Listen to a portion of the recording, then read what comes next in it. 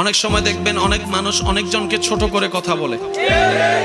অনেক মানুষ দেখবেন কথায় বার্তায় কাজে আকার ইঙ্গিতে অনেকজনকে ছোট করে কথা বলে। আমরা মনে করি উনি ওনাকে অপমান করছে। আমি শ্রদ্ধার সাথে একটা কথা বলি, মনে রাখবেন, সম্মান দেওয়ার জন্য তার কাছে আগে সম্মান থাকতে হয়। যার কাছে সম্মান নাই সে সম্মান দিতে জানবে না।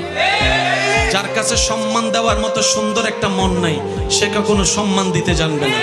তো কাউকে যদি দেখেন আপনাকে অপমান করছে, আপনি বুঝে নিবেন তার কাছে দেওয়ার মতো সম্মান, বুঝার মতো সুন্দর মন, মাফ করার মতো বড় অন্তর, ব্যর্থতা তার, ব্যর্থতা আপনার নয়। তো কারো কাছ থেকে অপমানিত হলে মন ছোট করবেন না।